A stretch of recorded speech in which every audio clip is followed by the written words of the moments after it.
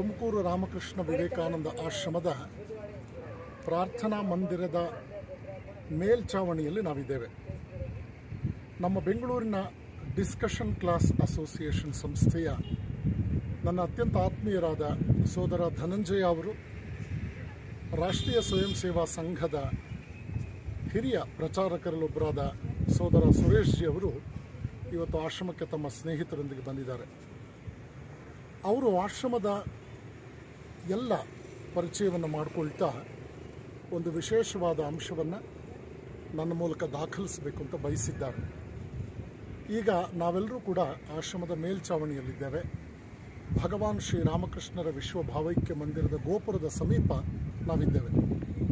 ಮತ್ತು ನಾನು ನಿಂತಿರ್ತಕ್ಕಂಥದ್ದು, ನಾವು ಆಶ್ರಮದಲ್ಲಿ ಒಂದು ಸೌರಶಕ್ತಿಯ ಘಟಕವೇನನ್ನು ಎಸ್ಟಾಬ್ಲಿಷ್ ಮಾಡಿದ್ದೀವೋ ಆ ಜಾಗದಲ್ಲಿ ನಾವು ಸೋಲಾರ್ ಪ್ಯಾನಲ್ಸನ್ನು ಬಳಸಿಕೊಂಡು ಸುಮಾರು 300 ಚದರಗಳಷ್ಟು ಕಟ್ಟಡದ ಬಳಕೆಗೆ ಬೇಕಾದ ವಿದ್ಯುತ್ತನ್ನು ಸೌರಶಕ್ತಿಯಿಂದಲೇ ನಾವು ಪಡ್ಕೊಳ್ತಾ ಇದ್ದೇವೆ.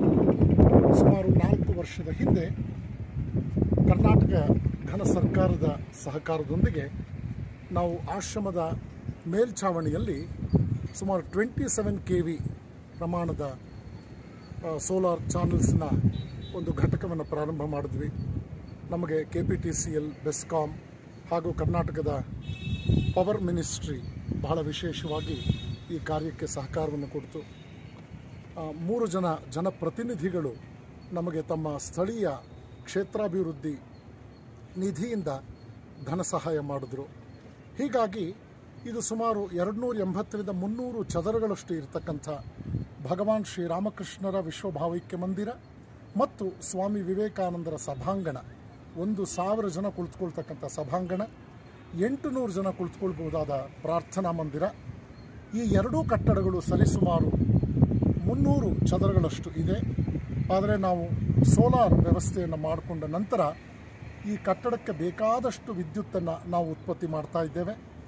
ಕಟ್ಟಡ ನಾವು ಒಂದು ರೀತಿಯಲ್ಲಿ ಸೆಲ್ಫ್ ಡಿಪೆಂಡೆಂಟ್ ಆಗಿದ್ದೇವೆ ಪವರ್ ವಿಷಯದಲ್ಲಿ. ಅಷ್ಟೇ ಅಲ್ಲದೆ ನಮ್ಮ ಬಳಕೆಯನ್ನು ಮೀರಿ ಸ್ವಲ್ಪ ಎನರ್ಜಿ ಉತ್ಪತ್ತಿ ಆಗುತ್ತಲ್ಲ, ಅದನ್ನು ಸರ್ಕಾರದ ಗ್ರಿಡ್ ಮೂಲಕ ನಾವು ಇಲಾಖೆಗೆ ಅದನ್ನು ನೀಡ್ತಾ ಇದ್ದೇವೆ.